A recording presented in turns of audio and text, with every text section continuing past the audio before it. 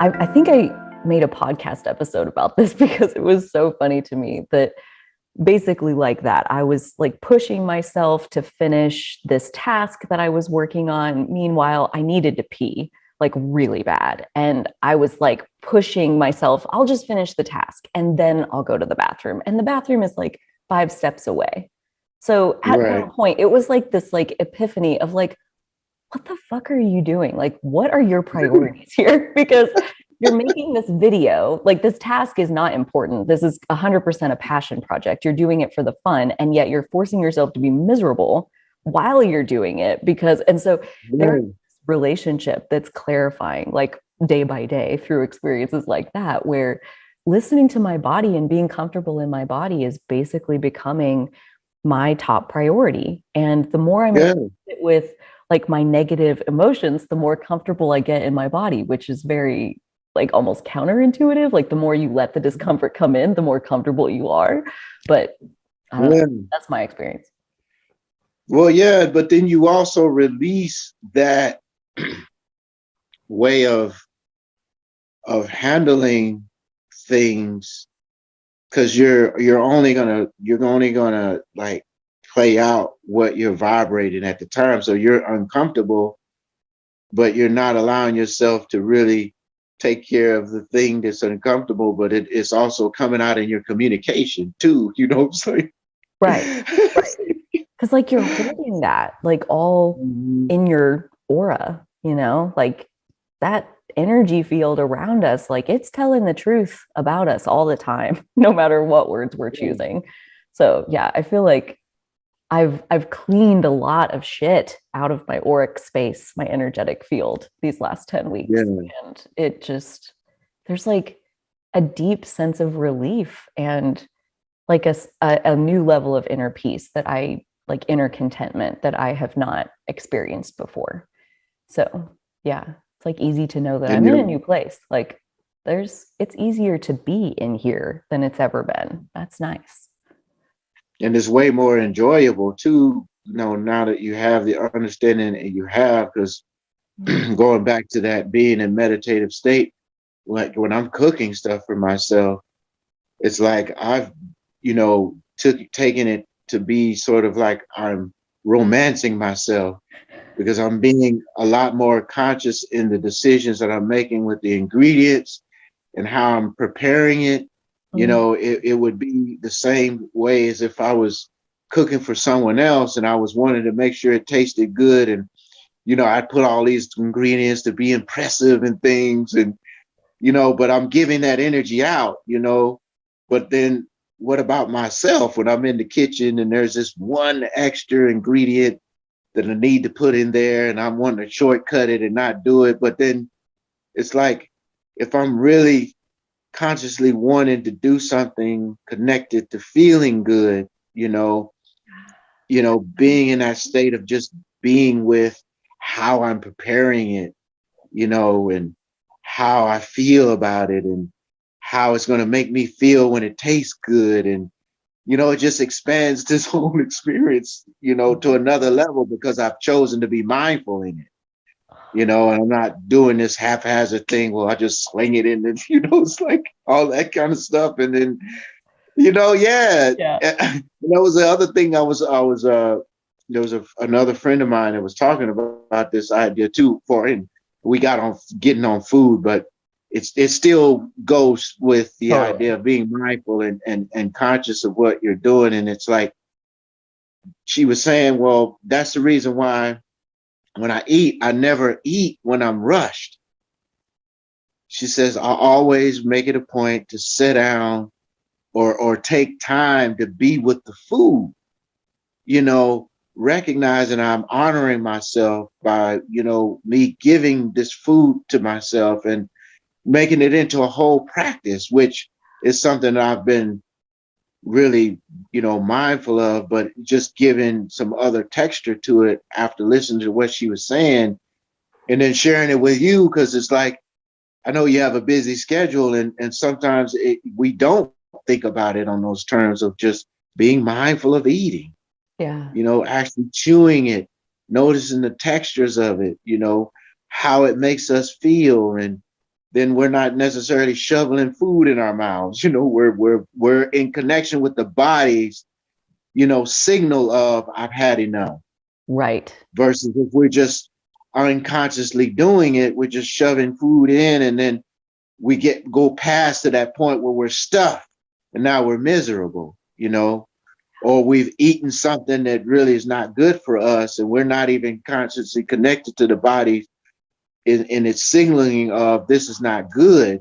Right. We're just, putting it in our system, and then we're living the consequences as a result of that. That's why our digestion, a lot of the emotions and a lot of things that informs us of our environment is in our stomach. And, if we're not taking care of that, we're not mindfully listening to it, then we're putting ourselves in position for disease. So, all of this came from the idea of meditation, but that whole focus can be taken into so many different things. Totally. That brings us in a healthier place, and helps us to show up way more authentic and genuine to things, in life. So Yes. Well, and I'm glad that you bring that around to food, because I hadn't connected this until now, but it feels super connected now that we're talking about it in the meditation conversation. In the last week or so, which is like maybe the first time in my whole life, is like I'll have my favorite food in front of me and will stop myself short of eating the whole thing. Where, yeah, I mean, if I have my little pizza or my sanshalata or like whatever it is, like I'm going to town on it. And when I've licked the container, then we'll be done. And like that's just been my whole life. And twice in the last week, I had my favorite food in front of me, and I stopped at about 60%, not on purpose, because like the like rate of return of satisfaction with each bite had reached its point where like I don't need any more bites of this. Like I'm satisfied, and there's more, but I don't care because I'm satisfied right now. And like, right. I'm like, how I thought they were flukes. And now that we're like in the meditation conversation and like being more aware of your bodily sensations, like it all is like making a lot more sense of, yeah, that fits with like being aware of yourself and the messages, what's going on inside of you. It's like easy to feel good if you're listening, kind of thing. Yeah. Natural. The body's always communicating something to us. It's always, all these nerves and sensations that we just don't, they help us to live, but they also inform us of so many things that we don't take the time to really listen, and really pay attention to, what's going on, and how much it's intelligent. We think it's this broken thing that we have to constantly be doing stuff to it, but it's often the other way around. It's telling you how to take care of it. Yeah. We just have to be willing to listen to it, and really to sit with it when it emits certain energies and certain things, because it's like, okay, how are we going to survive if we're not listening to the thing that we have that's helping us to survive? How can we be in co-creation to make this survival successful? Right. Versus working against it. Yeah. Which we don't have to. Trying to fly a plane and like refusing to look at the gauges. Like you need those. They're required. They're giving you information that's necessary for you to not hit a mountain or like fall out of the sky. So it seems imperative that, in that way. But I agree. Like I have mostly operated most of my life, like being very disconnected from my body and living from a mental to-do list, more or less, versus like listening to my own pace and my own hunger signals. And I've struggled a lot with binge eating in general in my life, like just overeating. And I think, eating your feelings, like classic, but yeah, that has also not necessarily like all the way subsided. Like I still get snackish sometimes, but it's not nearly as compulsive and right. And like, okay, I've had the almonds, I had the pizza, now I need this, now I need this, now I need like, and until you've like legit stuffed yourself to where you're going to be sick if you don't stop, like So yeah, to have like, I'm snackish, so I'm gonna have almonds and this. Like I'm gonna give Yeah. myself what I want, but it's not like what I want is getting like less and less and less and more in line with like, a person my size, and like what do I actually need to fuel my body versus what am I eating for entertainment? Because I definitely Yeah. some of that. Yeah. And I resonate with that as well because, and maybe I've shared this in a previous conversation that we've had before, but I was originally like 245 pounds.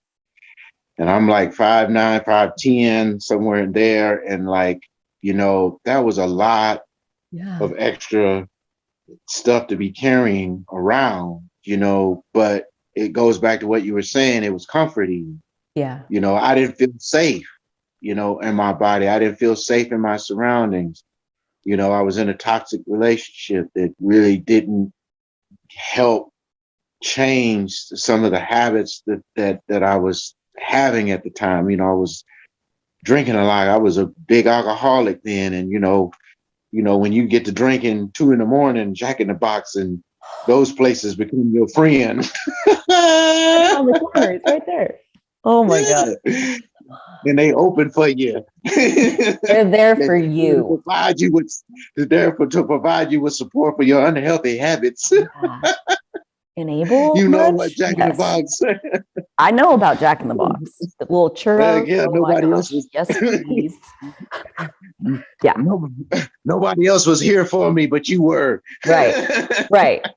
Never alone. Never you alone. know, Yeah. so I was really in a place where, I was listening to my body in a different way. It was from an unhealthy perspective, from this wounds Yeah. that I'd been carrying around. And once I got to a place of saying, you know what, rather than me saying I want to lose weight or any of that stuff, I just want to feel better. That was the very first thing that I said. And I had no context in terms of what that was going to show up like, what that was going to end up like, but just consciously saying I want to feel better is what took me down the road to finding all these other things. Right now, I'm about the same weight that I was when I was in high school. I'm 170 pounds, and it wasn't like I consciously said I wanted to lose a certain amount of weight. It was just the more and more I started paying attention to how things made me feel and was willing to be honest about it. You know what I'm saying? It's not like, yeah, I'm gonna eat this thing and it's healthy, but really, come on, really just getting honest with myself. Then it just opened the door for all these other things for me to find, and it just slowly started to leave off. But that wasn't my primary focus, was to make sure I was losing weight. The primary focus is, okay, how does my body feel? Yeah.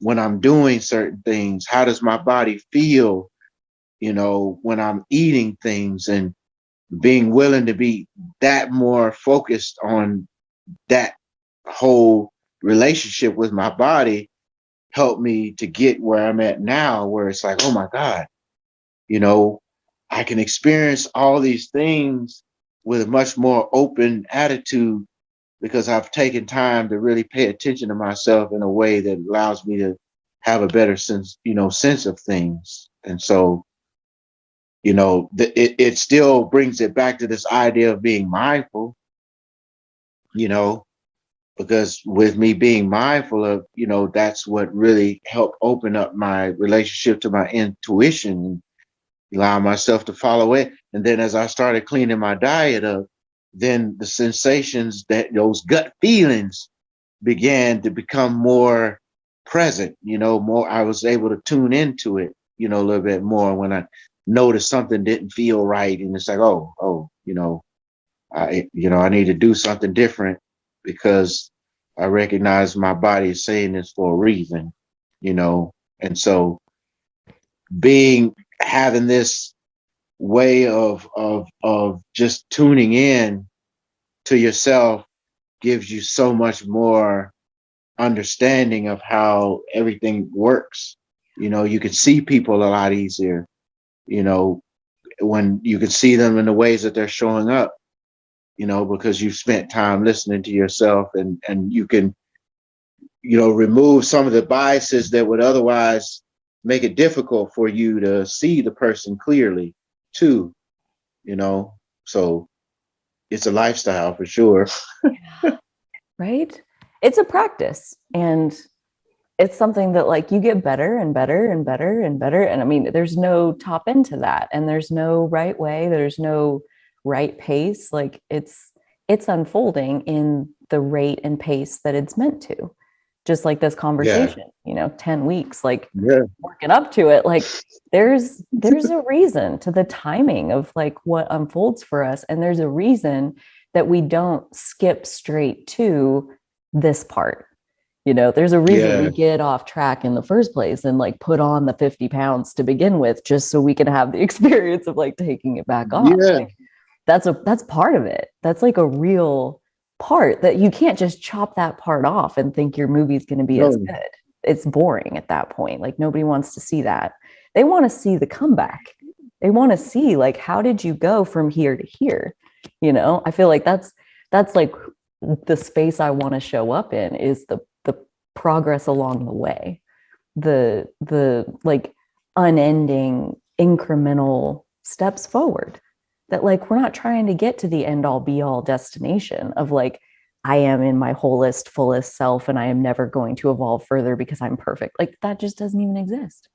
And yet there's people running around out there who want to like put themselves out there like that, like they're the epitome of like good to go. And like, no. We're going to be real, and we're going to say that it's a mixed bag, and the mixture is getting like better and better and better, more positive, more aware, more pause, and like you said, seeing people clearly, and all of that is like coming online in like little incremental steps.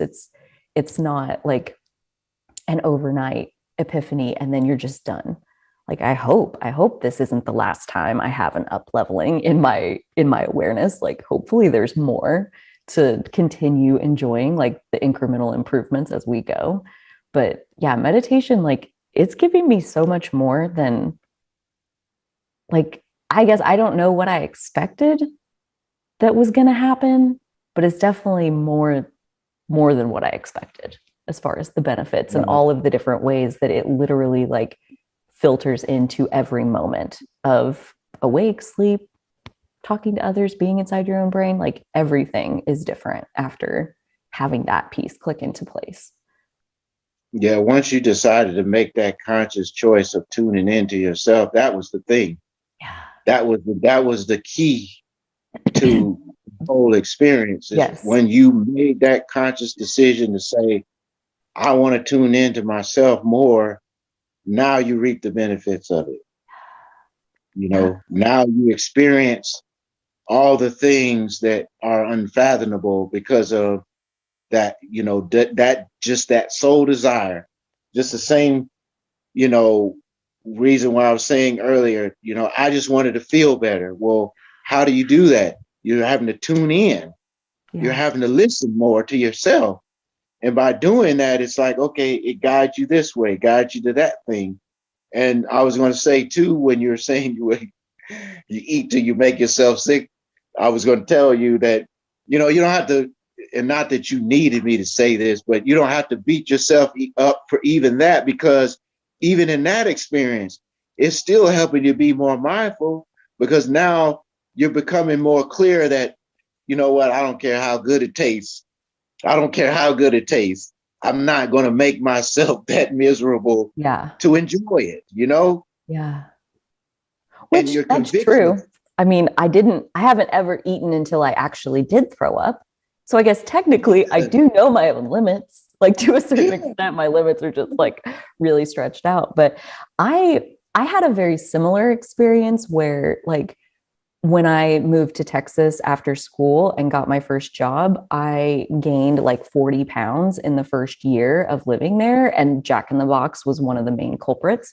Of course, it was me. It wasn't Jack in the Box, but it was my trips over there. And so, yeah, 40 pounds in that first year. And then I spent like 3 years on a weight loss journey in which I did get basically like 55 pounds off of my frame.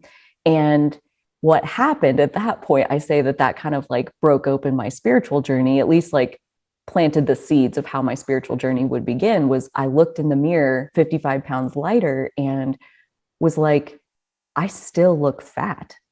Like, what the Yeah. happening here? Like, I still look Yeah. ugly and fat. Like that was, Yeah. and I was so dissatisfied with like, where is the moment where like this is supposed to fix me? Like I was not fixed. I was 55 pounds lighter and I was just as hard on myself and unhappy on the That inside. narrative. Yeah, like that really did kind of give way to the spiritual journey then, kind of kicking off in the year or two after that. And yeah, I was very disillusioned at that point because I had done the weight loss and it didn't change anything. So like, Yeah. what Yeah. have I That's been the doing for the thing. last 3 years? Like I needed that, but if anything, like since then I've gained 20 pounds and I'm healthier than I was back then. Cause I was losing weight. I was losing weight, and you can lose a lot of weight, but that doesn't mean that you should.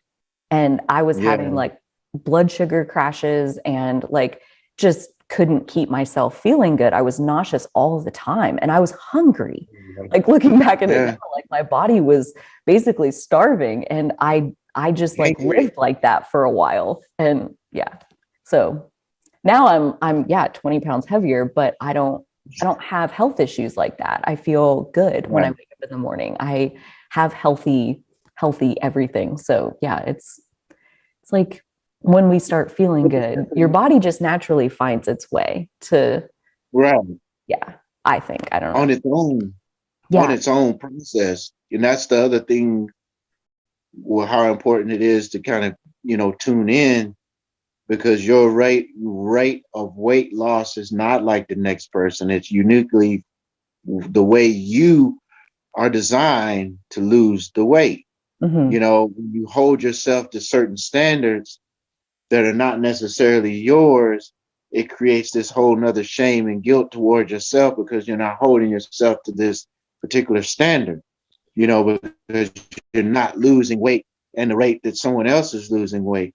Well, certain things are designed for certain bodies, and if your body is more comfortable at being at a certain weight, then yeah, and that's with honesty, you know what I'm saying? It's like recognizing that, hey, my perception of somebody else's worth or beauty is based on their size, then what the hell's wrong with me? Why am I using someone else's standards to judge myself? Mhm. When I can be just as amazing with the way I look, if I accept myself and if I know that I'm doing the things necessary to take care of myself in healthy ways, then why am I not esteeming myself more than what I'm esteeming others, in terms of value, Yeah. you know? And then I noticed on the end you said, well, I'm 20 pounds. And I think it's always funny when you kind of say those little comments, almost like, well, I'm where I'm at right now, instead of stopping there, you say, well, but I'm 20 pounds, 20 pounds heavier than what I was before. And recognizing, being grateful for where you are, Oh, I am. being thankful for where you 100%. are. And I mean, Yeah. of course, not saying that you're not, Yeah. it's just that Well, knee-jerk thing that sometimes we do, like, well, in relation to where I was and this sort of thing, it's almost like I feel like I'm good, but then you always have to put in, well, I'm not perfect, instead of just saying, hey, I'm where I'm at and I feel great for where I am, yeah. regardless of No, the outside perception. I'm glad you clarified that because I definitely didn't mean it that way. Where Yeah, like I feel like I tell it that way because I was like basically sick at yeah, 100 or at that weight, like at my lowest weight, where I thought I looked good and like I did not feel good on the inside. And yeah, when my mind flipped to I would rather feel good on the inside. My body added 20 pounds back and I feel awesome. And I guess the end of Mhm. that story is like you said, like it's where your body is comfortable being. And Mhm. I know for my body, like it's basically right here. And now I don't like I can eat whatever I want and I don't gain weight because this is like Mhm. I feel like gaining weight is like almost more bottling up emotions. Like I know for me in that Yes. first year of being The in more, Texas and like eating all that shit, like that was my misery yeah, that I was carrying as literal pounds of fat on my person. So they're better in Texas. oh my gosh, like Buffets everywhere. man, the they say the freshman 15 or whatever, like when you move away and go to college, like that one didn't get me. I didn't see a difference and I was like, ha ha ha, that's not a thing. And then I moved to Texas and gained 40 pounds and I was like, fuck. Mhm. It's like, there you All go. right. Take that. That's Whoops. yours. Yeah, Take this that.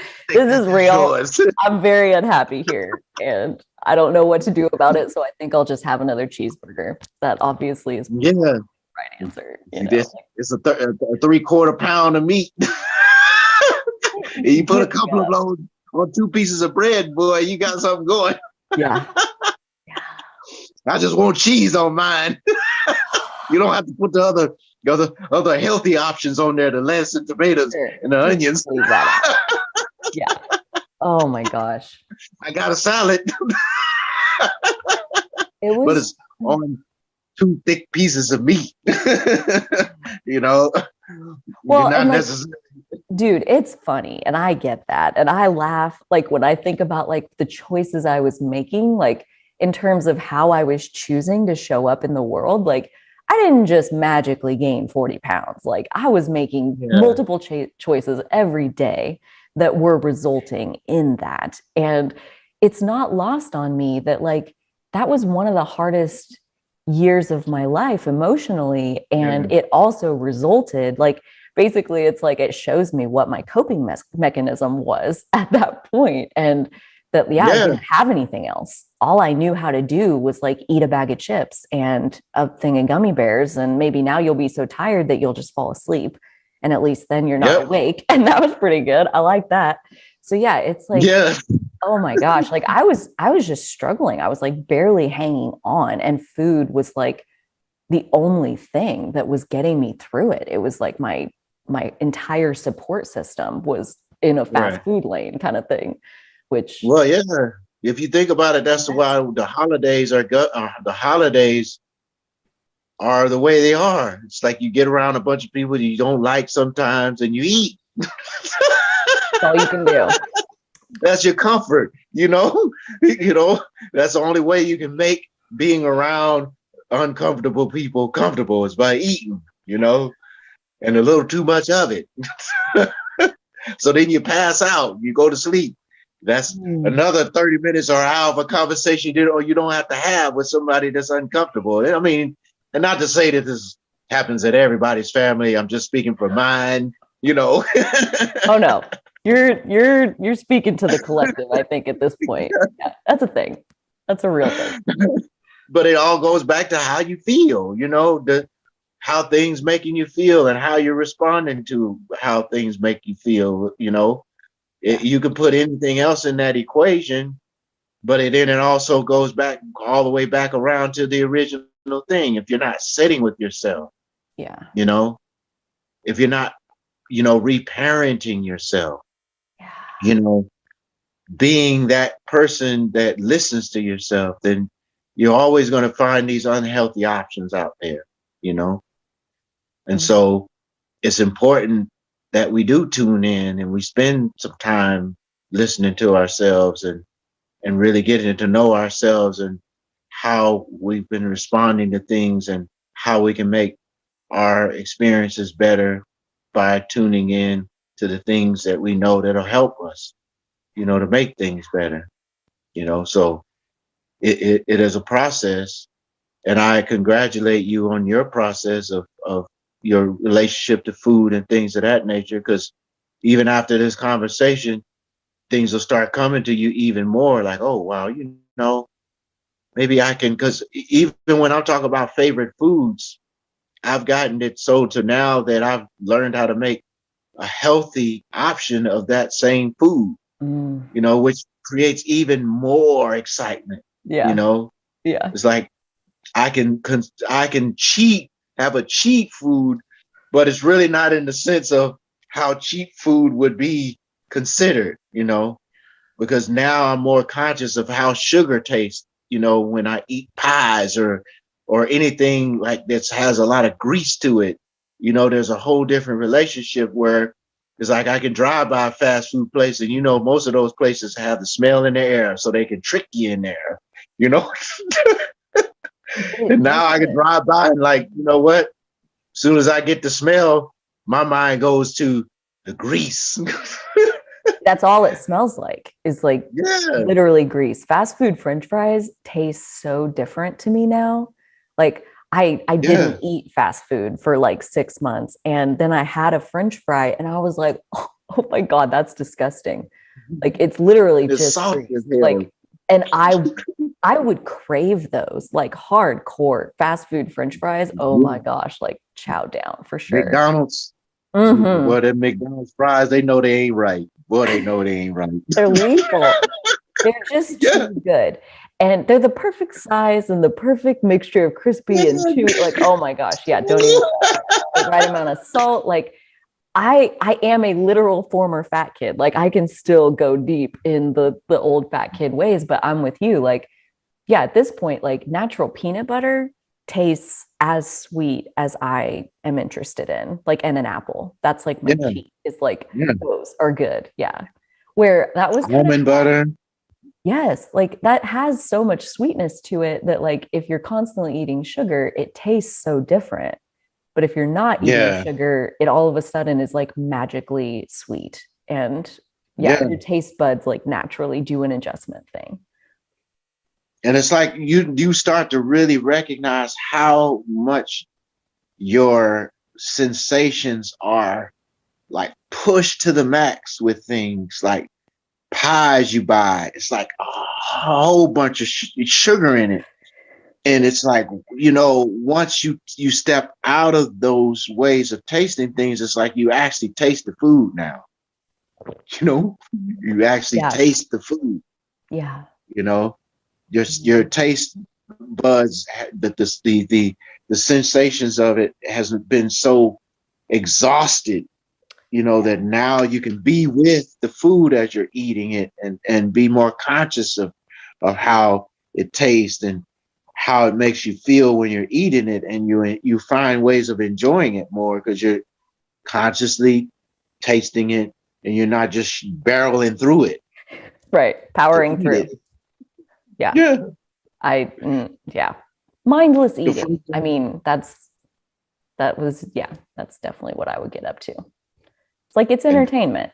It's something to do yeah. with your hands, basically. Well, and like for me, one of the strategies that really worked, especially early on, was like I couldn't figure out how am I going to stop snacking? Like it was Yeah. such an ingrained part of like how I spent my time that basically what I did was like one example was like I stopped buying 5 bags of gummy bears every week and instead I would buy a few pounds of cherries. And they were expensive, but I would Yeah. do that and then I would eat them and I could have as many as I wanted. And Yeah. eventually, like when you're eating more natural sugars, I think you get to a point where you're like, yeah, I've had enough cherries. But gummy bears, oh my God, I could just like down those forever and literally doing 5 bags a week. So I had to like make substitutions. Like I couldn't just say, stop snacking. Like you're not allowed to do that. Like I had to allow myself to, Bad girl. yeah, right. Like that was never going to work. Like I'll rebel against myself so hard. I'll eat 2 bags of gummy bears just to show you, you can't control me. How And about it's, that? it's just me and me. I'm just sabotaging myself. Like, but I Yeah. did. I had to like give in to myself and make a healthy choice. Like it was like a compromise. So like cherries, apple, and peanut butter. You can have as much peanut butter as you want. Like, I mean, there had to be room to still feel like I was enjoying myself. Like that was a very real requirement in my process. And so substitutions like that made it easier. And it's fun though if you think about it, when you start going down that way of finding snacks there's always these other alternatives that, like, you know what, if I want to eat a whole apple and slather on there some almond butter or cashew butter, I don't feel as bad, No, you know, no, because I it's got no not guilt. like, yeah, it's like not like me eating like 6 candy bars, you know. And I could do that, that would get, especially when you get those little nugget ones. Oh my God. They just pop them in. Oh, I love the little square Snickers, the little like baby Yeah. ones. The squareness of Yeah. them, just like by the time you reach in and there's no more in there, Yes. that's such a depressing feeling of I like, know, such a how did I disappointment. eat all of this? Right, you're disappointed and you're mad at yourself because like, how did I eat all of this? Like, Yeah. who ate my pie? Like, it's just, you just don't. Oh my gosh, yeah, that's had to be something like that, and it was like it was something in me realized that it's not going to be an overnight change. There's only like getting Yeah. relatively better than I was yesterday, making a relatively better choice. So, like, instead of going in the kitchen at work and finding a donut, like maybe skip the donut, have a Cliff Bar. Like, you're not trying to starve Yeah. yourself, but like, it's relatively better for you Yeah. than this thing that you would normally do. So, it doesn't have to be perfect. It can just be a little bit better and a little bit more in the direction of where you want to go. And it did. It took me Yeah. 3 years to lose the weight because it wasn't fast. It was very gradual, but it gradually came off for 3 years, like it does work, Right. maybe not as fast as you think it should, but But you gained a whole lot better perspective of your body and how you were feeling as a result of going through it with that process. Because if you're losing it fast, you're not really retaining anything. You're not really yeah, retaining the lessons of the process of how to stay there or right. how to improve on it, you know? I mean, and I went through that process, like you're saying as well, get that binge eating and, getting up eating 6 eggs for breakfast, Oh my and gosh, damn near a lot of looking eggs. at, man, how long in a carton of eggs gonna last? It's like, Not long, not long at all.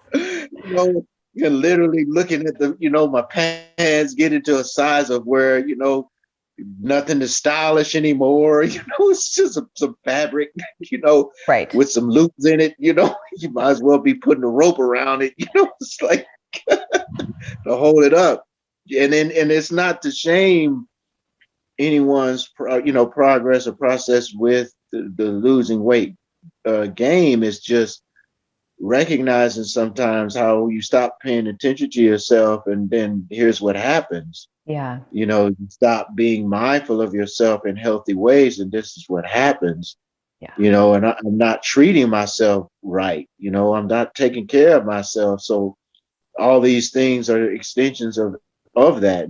And so once I made that decision, and you made that decision to do something different, then it's like, here's some other options that show up for you.